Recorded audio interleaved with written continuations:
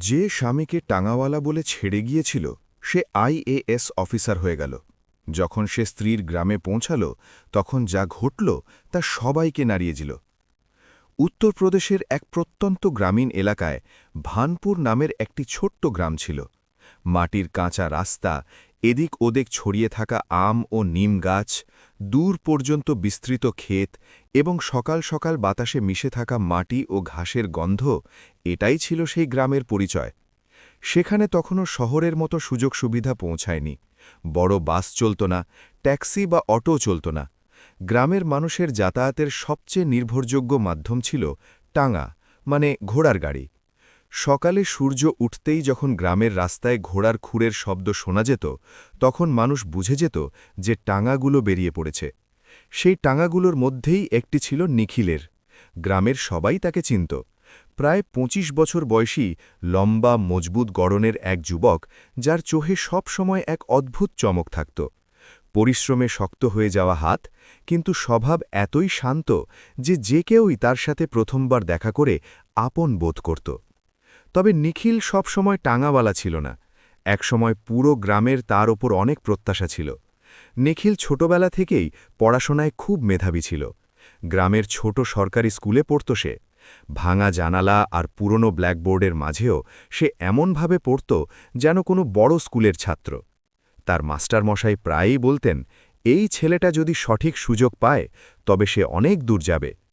কিন্তু ভাগ্য সবাইকে সমান সুযোগ দেয় না। নিখিল যখন দ্বাদশে পড়ে তখনই তার বাবার হঠাৎ মৃত্যু হয়। তার বাবা রামলাল গ্রামে টাঙা চালাতেন। তিনি পরিশ্রমী মানুষ ছিলেন, কিন্তু জীবন তাকে বেশি সময় দেয়নি। একদিন হঠাৎ বুকে ব্যথা ওঠে এবং দেখতে দেখতে সব শেষ হয়ে যায়। সেই দিনের পর নিখিলের জীবন পুরোপুরি বদলে যায়। বাড়িতে তার মা সরোজ ছিলেন, যিনি আগে থেকেই দুর্বল থাকতেন। ছোট বোন রাধা, যে তখন অষ্টম শ্রেণীতে পড়ত, এবং ছোট ভাই মোহন, যে পঞ্চম শ্রেণীতে ছিল। বাড়ির বড় ছেলে হওয়ার কারণে সব দায়িত্ব নিখিলের কাঁধে এসে পড়ে। সে চেয়েছিল পড়াশোনা চালিয়ে যেতে, কিন্তু বাড়ির অবস্থা দেখে সে নিজেই সিদ্ধান্ত নেয় যে এখন পড়াশোনার চেয়ে পরিবার বেশি জরুরি। পরের সপ্তাহেই সে তার বাবার পুরনো টাঙার দায়িত্ব তুলে নেয়। প্রথমবার যখন সে টাঙা নিয়ে গ্রামের রাস্তায় বেরোয়, তখন তার বুকে এক অদ্ভুত ব্যথা ছিল। তার মাস্টারমশায়ের কথা মনে পড়ছিল, তুমি অনেক দূর যাবে নিখিল। কিন্তু সেদিন সে সামনের দিকে নয়, বরং বাধ্যবাধকতার পথে হাঁটা শুরু করেছিল। ধীরে ধীরে এটাই তার জীবন হয়ে ওঠে। সকালে সূর্য ওঠার আগেই সে উঠে পড়ত, নিজের ঘোড়া রাজাকে খাবার দিত, তারপর টাঙা নিয়ে গ্রামের মোড়ে দাঁড়িয়ে থাকত। খেতে যাওয়া কৃষক, বাজারে যাওয়া মহিলারা, স্কুলে যাওয়া বাচ্চারা, সবাই তার টাঙায় বসত। নিখিল সবার সাথে সম্মানের সাথে কথা বলত। সে কখনো ভাড়া নিয়ে ঝগড়া করত না। গ্রামের বয়স্করা প্রায়ই বলতেন, রামলালের ছেলে একদম তার মতোই হয়েছে, সৎ এবং সরল। কিন্তু এই পরিশ্রমী জীবনের মাঝেও নিখিলের মনে কোথাও না কোথাও পড়াশোনার স্বপ্ন বেঁচেছিল। অনেক সময় রাতে যখন সবাই ঘুমিয়ে পড়ত, তখন সে পুরনো বই বের করে পড়তে বসত। যদিও ক্লান্তি এত বেশি থাকত যে কিছুক্ষণ পরেই চোখ বুজে আসত। তার মা সরোজ প্রায়ই তাকে দেখতেন এবং মনে মনে কষ্ট পেতেন। তিনি জানতেন তার ছেলে কত বড় আত্মত্যাগ করছে। একদিন রাতে খাবার খাওয়ার সময় সরোজ ধীরে ধীরে বললেন, নিখিল বেটা, আমাকে তোমাকে একটা কথা বলার আছে। নিখিল রুটির টুকরোটা হাতেই থামিয়ে মায়ের দিকে তাকাল। কি কথা মা?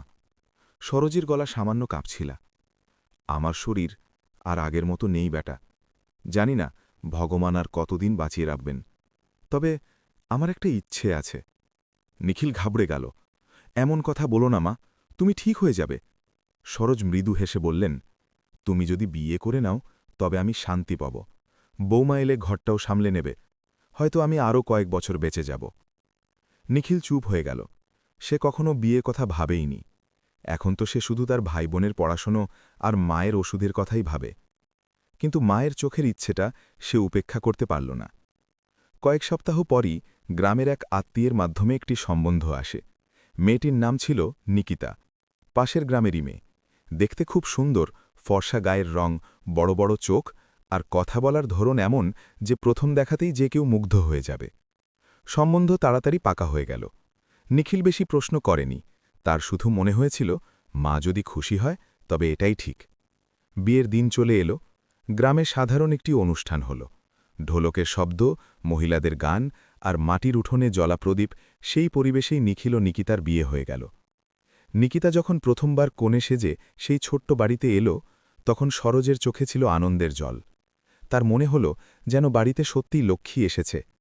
নিখিলও মনে মনে আশা করছিল যে হয়তো এবার তার জীবনটা একটু সহজ হবে। কিন্তু মানুষ শুধু মুখ দেখতে পারে, মন নয়। নিকিতার মনে কি চলছিল তা তখনও কেউ জানত না। বিয়ের প্রথম কয়েকদিন তো সব ঠিকঠাক চলল, কিন্তু ধীরে ধীরে বাড়ির পরিবেশ বদলাতে শুরু করল। একদিন সন্ধ্যায় নিখিল যখন টাঙা চালিয়ে বাড়ি ফেরে, তখন সে দেখল নিকিতা উঠোনে দাঁড়িয়ে রাগে কিছু বিড়বিড় করছে। নিখিলকে দেখামাত্রই তার মুখে বিরক্তি স্পষ্টভাবে ফুটে উঠল। সে নাক কুঁচকে বলল, এটা কিসের দুর্গন্ধ আসছে? নিখিল অবাক হয়ে জিজ্ঞেস করল, কিসের দুর্গন্ধ? নিকিতা তাচ্ছিল্যের দৃষ্টিতে তার দিকে তাকাল। তোমার শরীর থেকে ঘোড়ার দুর্গন্ধ আসে।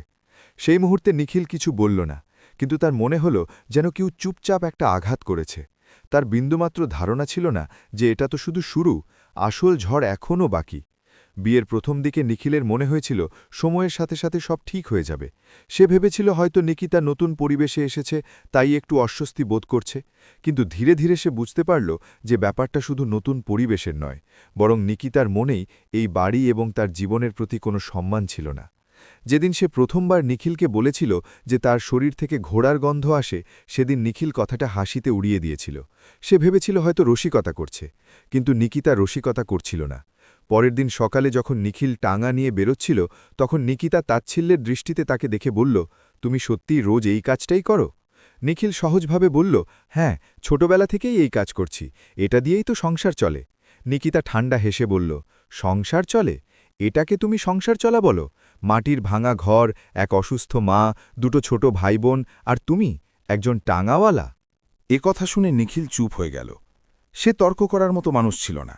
সে ধীরে ধীরে বলল, কাজ কোনো ছোট বড় হয় না নিকিতা, পরিশ্রম করে রোজগার করা প্রতিটি পয়সা সম্মানের। কিন্তু নিকিতা যেন তার কথা শুনলই না। সে মুখ ঘুরিয়ে ভিতরে চলে গেল। সেই দিনের পর থেকে বাড়ির পরিবেশ ধীরে ধীরে বদলাতে লাগল। নিকিতা এখন প্রতিটি ছোট কথায় খোঁটা দিতে শুরু করল। কখনো খাবার নিয়ে, কখনো বাড়ির অবস্থা নিয়ে, কখনো নিখিলের কাজ নিয়ে। সে প্রায়ই বলতো, আমার বাপের বাড়িতে এমন হতো না, সেখানে মানুষ ভালো জামাকাপড় পরে, ভালো বাড়িতে থাকে। এখানে তো সবকিছু এমন মনে হয় যেন কোনো পুরনো যুগে চলে এসছি। সরোজ এসব শুনতেন আর তার কষ্ট হতো, কিন্তু তিনি চুপ থাকতেন। তার ভয় ছিল যে তিনি কিছু বললে হয়তো বাড়িতে আরও ঝগড়া বেড়ে যাবে। একদিন দুপুরে নিখিল যখন টাঙা নিয়ে বাইরে গিয়েছিল, তখন নিখিতার মা বাবা তার সাথে দেখা করতে আসেন। তারা বাড়ির অবস্থা দেখে তাদের মুখেও অপছন্দের ছাপ স্পষ্ট দেখা যাচ্ছিল। নিখিতার মা ধীরে ধীরে বললেন, মা, আমরা তো ভেবেছিলাম ছেলে পরিশ্রমী, জীবন ঠিকঠাক চলে যাবে, কিন্তু এরা তো একেবারে গরিব। নিখিতা সাথে সাথে বলল, আমিও এটাই ভেবেছিলাম মা, কিন্তু এখানে এসে বুঝতে পারলাম যে জীবন কিভাবে কাটবে। ও সারা দিন টাঙা চালায়, এত পরিশ্রম করেও তেমন কিছুই পায় না। তার বাবা বললেন, তোমার যদি এখানে ভালো না লাগে তবে ওকে বোঝাও শহরে চলে যেতে, সেখানে গিয়ে কোনো বড় কাজ করুক, টাঙা চালিয়ে আর কতদিন চলবে। ব্যাস, সেই দিন থেকেই নিখিতার মনের লোভ আরও বেড়ে গেল। সন্ধ্যায় নিখিল বাড়ি ফিরলে সে দেখল নিখিতার ব্যবহার আগের চেয়েও বেশি বদলে গেছে। খেতে খেতে সে হঠাৎ বলল, তোমার শহরে যাওয়া উচিত। নিখিল অবাক হয়ে জিজ্ঞেস করল, শহরে কেন?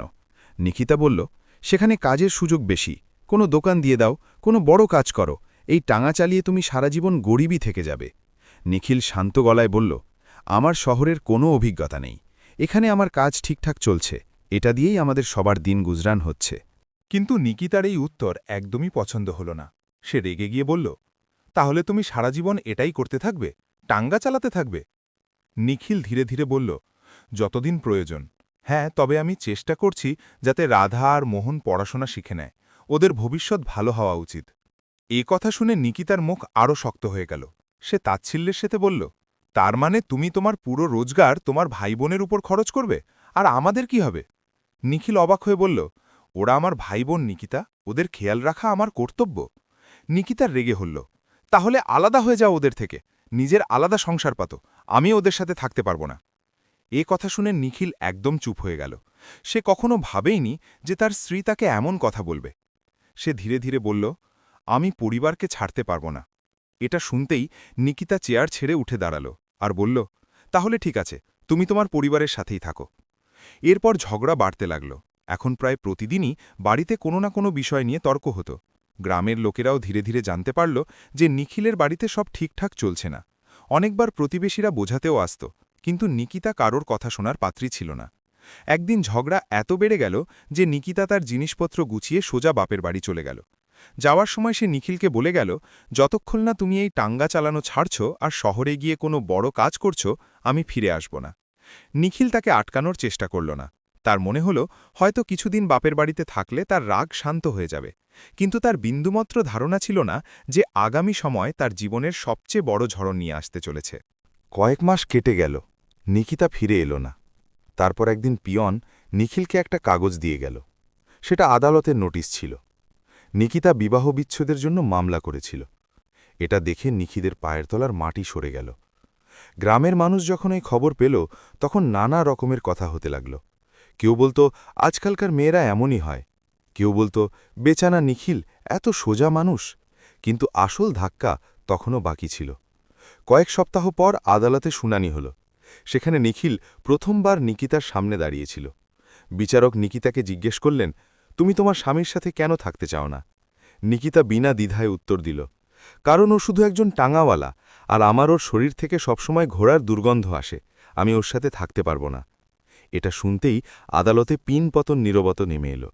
সেই মুহূর্তে নিখিলের মনে হল যেন কেউ তার আত্মসম্মানকে সবার সামনে পিষে দিল। সে মাথা নিচু করে নিল। তার চোখে জল ছিল, কিন্তু সে তা পড়তে দিল না।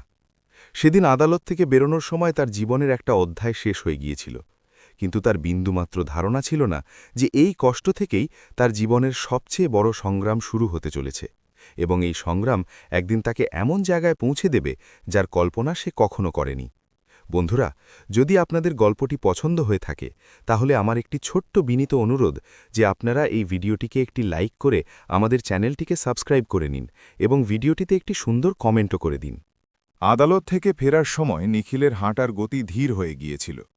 তার পাগুলো যেন আপনা থেকেই ভারী হয়ে গিয়েছিল। রাস্তায় সেই পুরনো কাঁচা পথ ছিল, সেই গাছপালা, সেই ক্ষেত, কিন্তু সেদিন সবকিছু বদলানো মনে হচ্ছিল। গ্রামের কিছু মানুষ দূরে দাঁড়িয়ে তাকে দেখছিল। কারো মুখে সহানুভূতি ছিল, কারো মুখে প্রশ্ন। নিখিল কারো দিকে না তাকিয়ে নিজের টাঙার কাছে গেল, ঘোড়া রাজার লাগাম ধরল এবং ধীরে ধীরে বাড়ির দিকে চলতে শুরু করল। তার মনে সেই কথাগুলোই বারবার প্রতিধ্বনিত হচ্ছিল। আমার ওর শরীর থেকে ঘোড়ার দুর্গন্ধ আসে। ওই শব্দগুলো শুধু একটা অপমান ছিল না, যেন কেউ তার পুরো অস্তিত্বকে প্রত্যাখ্যান করেছে। বাড়ি পৌঁছে সে টাঙাটি এক কোণায় দাঁড় করাল এবং চুপচাপ উঠোনে বসে পড়ল।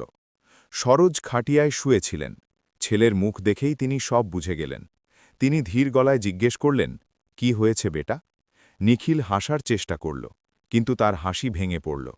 সে শুধু এটুকু বলল, সব শেষ হয়ে গেছে মা। সরোজের চোখ জলে ভরে গেল। তিনি জানতেন তার ছেলের সাথে কত বড় অন্যায় হয়েছে, কিন্তু সেই সময় তিনি নিজেও দুর্বল ছিলেন। কয়েকদিনের মধ্যেই তার শরীর আরও খারাপ হতে লাগল। আগে যে রোগ ধীরে ধীরে বাড়ছিল, এখন যেন হঠাৎ বেড়ে গিয়েছিল। নিখিল দিনে টাঙা চালাত, রাতে মায়ের কাছে বসে থাকত।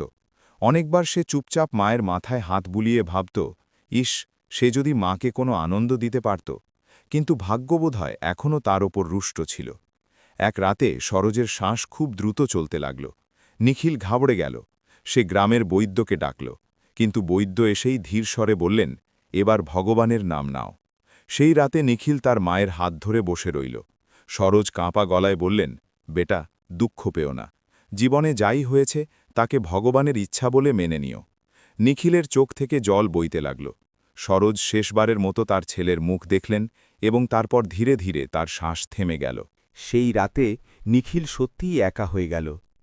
পরের দিন গ্রামে চিতা জ্বলল। মানুষ এলো, সান্ত্বনা দিল, কিন্তু যখন সবাই চলে গেল, তখন বাড়িতে আবার সেই নীরবতা নেমে এলো। এখন বাড়িতে শুধু ৩ জন মানুষ ছিল, নিখিল, তার বোন রাধা এবং ভাই মোহন। মায়ের মৃত্যুর পর নিখিল আরও বেশি চুপচাপ হয়ে গেল, কিন্তু সে হার মানল না। সে রোজ আগের চেয়েও বেশি পরিশ্রম করতে শুরু করল। সকালে অন্ধকার থাকতেই উঠে পড়ত, ঘোড়াকে তৈরি করত এবং টাঙা নিয়ে বেরিয়ে পড়ত। সারাদিন যাত্রীদের আনা নেওয়া করত, কখনো গ্রাম থেকে বাজারে, কখনো বাজার থেকে অন্য গ্রামে। সন্ধ্যায় ক্লান্ত হয়ে বাড়ি ফিরত, কিন্তু তার মুখে কোনো অভিযোগ থাকত না। গ্রামের মানুষ প্রায়ই বলত, এত কষ্ট সহ্য করার পরও ছেলেটা ভেঙে পড়ছে না, সত্যিই অনেক বড় মন ওর। কিন্তু সত্যিটা ছিল যে নিখিল ভেতর থেকে ভেঙে পড়েছিল। সে শুধু তার ভাই বোনের জন্য নিজেকে সামলে রেখেছিল। একদিন দুপুরের সময় সে তার টাঙা নিয়ে জেলা সদরের কাছে দাঁড়িয়েছিল। সেখান দিয়ে প্রায়ই আধিকারিকরা যাতায়াত করতেন। সেই সময় হঠাৎ রাস্তায় পুলিশের গাড়ি দেখা গেল। কয়েক মিনিটের মধ্যেই বেশ কয়েকটি সাদা গাড়ি একের পর এক সেখান দিয়ে গেল। সামনে পুলিশের জিপ, পেছনে কিছু বড় গাড়ি। নিখিল পাশে দাঁড়িয়ে থাকা এক লোককে জিজ্ঞেস করল, এরা কারা যাচ্ছেন? লোকটি বলল, আরে উনি জেলার নতুন কালেক্টর সাহেব, আজ প্রথমবার শহরে এসেছেন। কালেক্টর? নিখিল ধীরে ধীরে শব্দটা উচ্চারণ করল। সে প্রথমবার এই পদের কথা এত কাছ থেকে শুনল।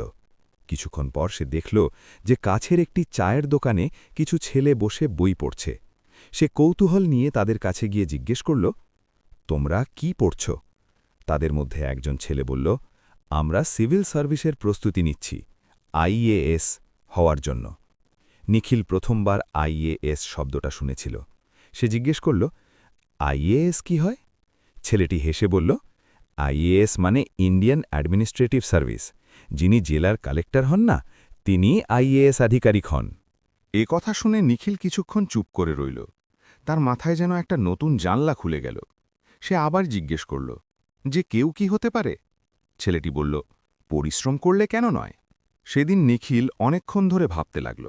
প্রথমবার তার মনে হল যে হয়তো জীবনে এখনও সব শেষ হয়ে যায়নি।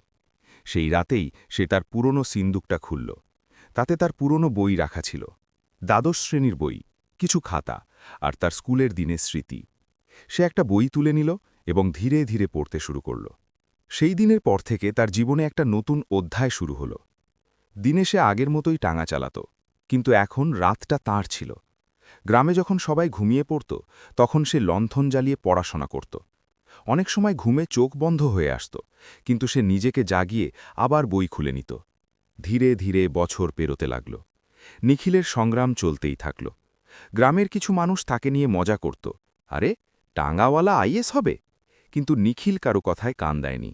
তার বুকে একটা আগুন জ্বলে উঠেছিল। বেশ কয়েক বছরের পরিশ্রমের পর অবশেষে সেই দিনটি এলো যখন সে সিভিল সার্ভিস পরীক্ষা দিল। পরীক্ষার পর অপেক্ষার দীর্ঘ সময় ছিল। প্রতিটি দিন তার কাছে একটা পরীক্ষার মতো ছিল। আর তারপর এক সকালে যখন রেজাল্ট বেরোল, তখন পুরো গ্রামে খবরটা আগুনের মতো ছড়িয়ে পড়ল। নিখিল, টাঙা চালানো নিখিল, আইএস হয়ে গেছে। যখন ফলাফলের খবর গ্রামে ছড়ালো, তখন ভানপুরের মতো ছোট্ট গ্রামে যেন উৎসবের পরিবেশ তৈরি হলো। সকাল সকালই কেউ একজন বাজার থেকে খবরের কাগজ এনে মোড়ে দাঁড়িয়ে পড়া শুরু করেছিল, এবং তাতেই একটা নাম দেখে সবার চোখ বড় বড় হয়ে গেল। নির্বাচিত প্রার্থীদের তালিকায় নিখিল কুমার। প্রথমে তো মানুষের বিশ্বাসই হচ্ছিল না। কেউ বলল, আরে এটা কি সেই নিখিল যে টাঙা চালায়? অন্য একজন বলল, হ্যাঁ, সেই রামলালের ছেলে। কিছুক্ষণের মধ্যেই এই খবর পুরো গ্রামে ছড়িয়ে পড়ল। বাচ্চারা দৌড়ে তার বাড়িতে পৌঁছল। নিখিল ভাইয়া, তোমার নাম খবরের কাগজে এসেছে। সেই সময় নিখিল তার বাড়ির বাইরে দাঁড়িয়ে ঘোড়া রাজাকে খাবার দিচ্ছিল। সে বাচ্চাদের কথা শুনে প্রথমে ভাবল হয়তো কেউ মজা করছে, কিন্তু যখন সে খবরের কাগজে নিজের নাম দেখল, তখন তার আঙুল কাঁপতে লাগল। কয়েক মুহূর্তের জন্য সে কিছুই বুঝতে পারল না। তারপর তার চোখ থেকে ধীরে ধীরে জল গড়াতে লাগল। এত বছরের পরিশ্রম, রাতের ঘুম, খোঁটার আঘাত আর মায়ের স্মৃতি, সবকিছু সেই মুহূর্তে যেন একসাথে সামনে চলে এলো। আজ যদি তার মা বেঁচে থাকতেন, তবে হয়তো সবচেয়ে বেশি খুশি তিনিই হতেন। কয়েক ঘণ্টার মধ্যেই গ্রামের মানুষ তার বাড়ির বাইরে জড়ো হয়ে গেল। কেউ মিষ্টি নিয়ে এলো, কেউ তাকে জড়িয়ে ধরল। গ্রামের বয়স্করা বললেন, আজ রামলালের আত্মা যেখানেই থাকুক না কেন, গর্বে হাসছে। কিন্তু নিখিলের মনে সে সময় এক অদ্ভুত শান্তি ছিল। সে শুধু আকাশের দিকে তাকাল এবং ধীরে ধীরে বলল, মা, তোমার ছেলে হার মানেনি। কিছুদিন পরই নিখিলকে ট্রেনিংয়ের জন্য যেতে হলো। এটা তার জীবনের নতুন অধ্যায় ছিল। যখন সে প্রথমবার ট্রেনে করে মুসৌরির উদ্দেশ্যে রওনা হল, তখন তার মনে অদ্ভুত এক উত্তেজনা ছিল। যে ছেলেটা কখনো গ্রামের বাইরের দুনিয়া ঠিকমতো দেখেইনি, সে আজ দেশের সবচেয়ে বড় প্রশাসনিক পদের ট্রেনিং নিতে যাচ্ছে। ট্রেনিং একাডেমিতে সবকিছু একদম আলাদা ছিল। বড় বড় হল, শৃঙ্খলা, ভিন্ন ভিন্ন রাজ্য থেকে আসা প্রতিভাবান তরুণ আধিকারিক, সবকিছু নিখিলের কাছে নতুন ছিল। শুরুর দিকে তার একটু সংকোচ হতো। তার মনে হতো যে বাকিরা বড় শহর থেকে এসেছে, ভালো স্কুলে পড়েছে, আর সে তো একজন টাঙামালা ছিল। কিন্তু ধীরে ধীরে সে উপলব্ধি করল যে আসল শক্তি কারোর পোশাক বা শহর থেকে নয়, বরং তার পরিশ্রম এবং ইচ্ছাশক্তি থেকে আসে। সেখানেই ট্রেনিং চলাকালীন তার আলাপ হয় একটি মেয়ের সাথে, কাজল। কাজলও একই ব্যাচের নির্বাচিত আধিকারিক ছিল। সে অত্যন্ত আত্মবিশ্বাসী, বুদ্ধিমতী এবং শান্ত স্বভাবের মেয়ে ছিল। একদিন লাঞ্চের সময় কাজল নিখিলকে জিজ্ঞেস করল, আপনি কোথা থেকে এসেছেন? নিখিল হেসে বলল, একটি ছোট্ট গ্রাম থেকে, ভানপুর। কাজল কৌতূহলের সাথে জিজ্ঞেস করল, আর আগে কি করতেন? নিখিল কিছুক্ষণের জন্য চুপ করে রইল। তারপর সে সত্যিটা বলে দিল, আমি টাঙা চালাতাম। কাজল অবাক হয়ে তার দিকে তাকাল, কিন্তু তার মুখে কোনো মজা বা তাচ্ছিল্য ছিল না, বরং তার চোখে সম্মান ছিল। সে বলল, তার মানে আপনি এত বড় একটা পথ পেরিয়ে এসেছেন, এটা সত্যিই অনুপ্রেরণাদায়ক। ধীরে ধীরে দুজনের মধ্যে কথাবার্তা বাড়তে লাগল। কাজলের নিখিলের শান্ত স্বভাব এবং তার সংগ্রামমুখর গল্প খুব ভালো লাগত। একদিন সে নিখিলকে জিজ্ঞেস করল, আপনি কখনো হার মানার কথা ভাবেননি? নিখিল মৃদু হেসে বলল, অনেকবার ভেবেছি, কিন্তু প্রতিবার মায়ের মুখটা মনে পড়ে যেত। এ কথা শুনে কাজল কিছুক্ষণ চুপ করে রইল। হয়তো সে বুঝতে পেরেছিল যে নিখিলের মনে কত গভীর ক্ষত রয়েছে। সময়ের সাথে সাথে দুজনের বন্ধুত্ব গভীর হতে লাগল। তারা একে অপরের সংগ্রাম, স্বপ্ন এবং দায়িত্ব বুঝতে পারল। ট্রেনিং শেষ হওয়ার পর দুজনে আলাদা আলাদা জেলায় পোস্টিং পেল, কিন্তু যোগাযোগ রয়ে গেল। কয়েক মাস পর নিখিল বুঝতে পারল যে কাজল শুধু তার বন্ধু নেই, বরং তার জীবনের একটা গুরুত্বপূর্ণ অংশ হয়ে উঠেছে। সে একদিন সাহস করে কাজলকে বলল, আমি অতীত সম্পর্কে তোমাকে সবকিছু বলে দিয়েছি। এর পরেও যদি তোমার মনে হয় যে... কাজল হেসে তার কথা মাঝপথেই থামিয়ে দিল। নিখিল, মানুষের অতীত নয়, তার চরিত্র আসল, আর তোমার মতো মজবুত মানুষ পাওয়া সহজ নয়। কিছুদিন পর দুই পরিবারের সম্মতিতে তাদের বিয়ে হয়ে গেল। এই বিয়েটা খুব সাধারণভাবে হয়েছিল, কিন্তু তাতে প্রকৃত সম্মান এবং বোঝাপড়া ছিল। এখন নিখিলের জীবন পুরোপুরি বদলে গিয়েছিল। সে একটি জেলার আধিকারিক ছিল এবং কাজলও একজন সম্মানিত আধিকারিক ছিল। দুজনেই নিজেদের কাজের প্রতি সৎ ছিল এবং একে অপরকে সমর্থনও করত।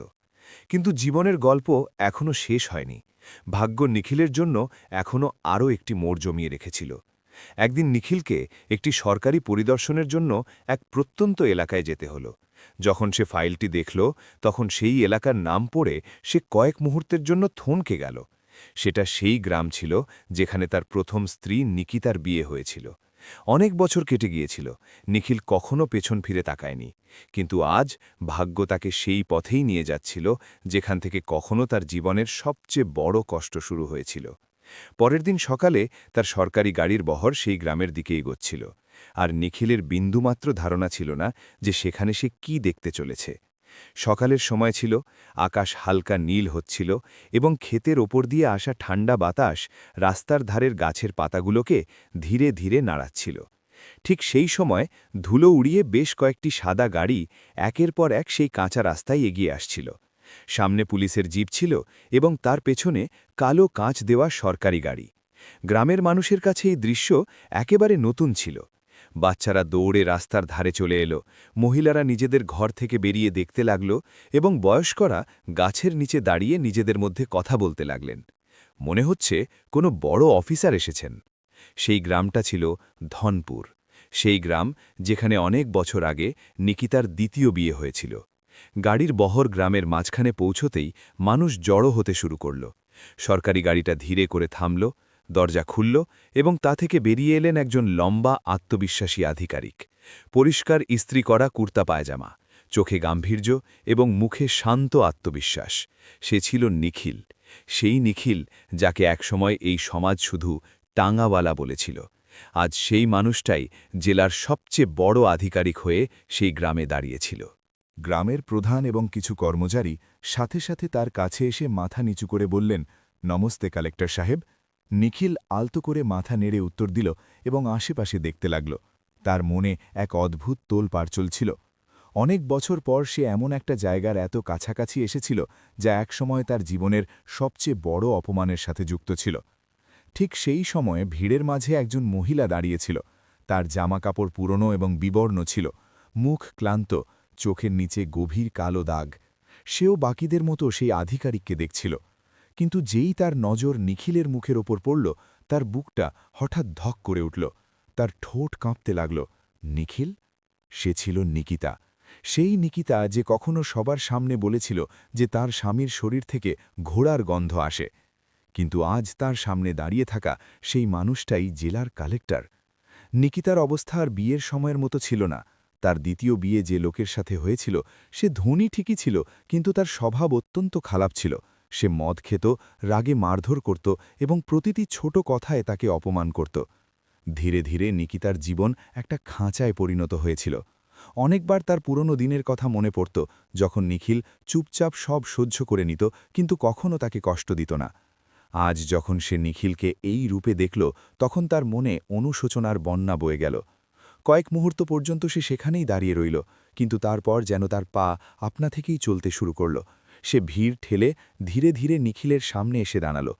নিখিল তখন গ্রামের প্রধানের সাথে কিছু কথা বলছিল। হঠাৎ যখন সে সামনে দাঁড়িয়ে থাকা মহিলাকে দেখল, সে এক মুহূর্তের জন্য থমকে গেল। দুজনের চোখাচোখি হল। সময় যেন কয়েক সেকেন্ডের জন্য থেমে গেল। চারদিকে দাঁড়িয়ে থাকা মানুষ বুঝতে পারছিল না যে এই অদ্ভুত নীরবতা কেন নেমে এলো। নিকিতার চোখে জল ভরে এলো। তার গলা কাঁপছিল। নিখিল, আমাকে চিনতে পারছ? নিখিল কয়েক মুহূর্ত তার দিকে তাকিয়ে রইল। তারপর শান্ত স্বরে বলল, হ্যাঁ, চিনতে পারছি। এটা শুনতেই নিকিতার চোখ থেকে জল গড়িয়ে পড়ল।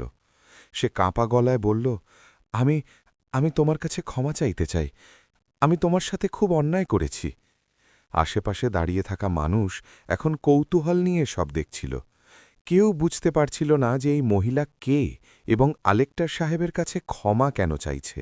নিকিতা মাথা নিচু করে বলল, আমি লোভে অন্ধ হয়ে গিয়েছিলাম। আমার মনে হয়েছিল টাকাই সব কিছু, কিন্তু ভগবান আমাকে আমার ভুলের শাস্তি দিয়ে দিয়েছেন। নিখিল চুপচাপ তার কথা শুনছিল। তার চোখে মুখে কোনো রাগ বা প্রতিশোধের স্পৃহা ছিল না, শুধু এক গভীর প্রশান্তি ছিল। নিকিতা আরও বলল, যদি সম্ভব হয় আমাকে ক্ষমা করে দাও। আমি জানি আমি তোমার হৃদয় ভেঙেছিলাম। কয়েক মুহূর্তের জন্য সেখানে নীরবতা নেমে এলো। তারপর নিখিল ধীরে ধীরে বলল, ক্ষমা করার চেয়ে শিক্ষা নেওয়া বেশি জরুরি। আর হয়তো তুমি জীবন থেকে সেই শিক্ষা যা পেয়ে গেছ। নিকিতা আশায় ভরা চোখে তার দিকে তাকাল। হয়তো তার মনে একটা ছোট্ট আশা ছিল যে হয়তো সবকিছু আবার ঠিক হতে পারে। কিন্তু ঠিক সেই সময় পেছনে দাঁড়িয়ে থাকা সরকারি গাড়ির দরজা খুলল। সেখান থেকে একজন সুসজ্জিত আত্মবিশ্বাসী মহিলা নেমে এলেন। হালকা শাড়ি, মর্যাদাপূর্ণ ব্যক্তিত্ব এবং চোখে আত্মবিশ্বাস। তিনি ছিলেন কাজল। তিনি নিখিলের কাছে এসে হাসি মুখে বললেন, কাজ শেষ হয়ে গেছে? তারপর তার নজর নিকিতার ওপর পড়ল।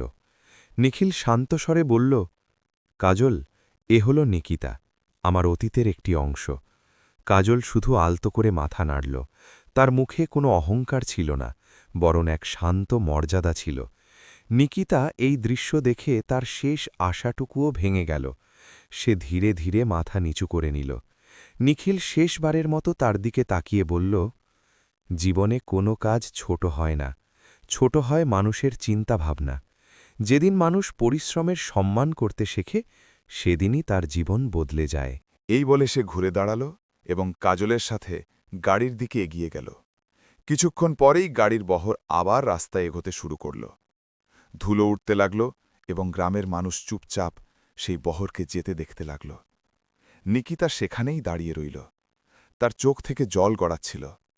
তবে আজ সেই জল ছিল কেবলই অনুশোচনার। সে আকাশের দিকে তাকিয়ে মনে মনে ভাবল, ইস, সেদিন যদি আমি আমার স্বামীর কাজকে ছোট না ভাবতাম।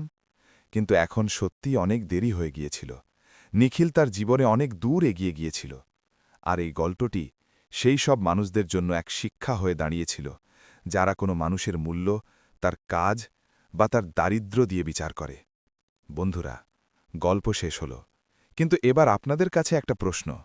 নিখিল শেষে যে সিদ্ধান্ত নিয়েছিল তা কি ঠিক ছিল, নাকি তাকে আরও একটি সুযোগ দেওয়া উচিত ছিল? আপনাদের যাই মতামত হোক না কেন, কমেন্ট করে অবশ্যই জানাবেন। গল্পটি যদি আপনাদের পছন্দ হয়ে থাকে তবে এটিকে একটি লাইক করে দিন, আমাদের ইউটিউব চ্যানেলটি সাবস্ক্রাইব করে নিন। আবার দেখা হবে নতুন গল্পের সাথে। ততক্ষণের জন্য নিজের এবং নিজের সম্পর্কের যত্ন নিন। ধন্যবাদ।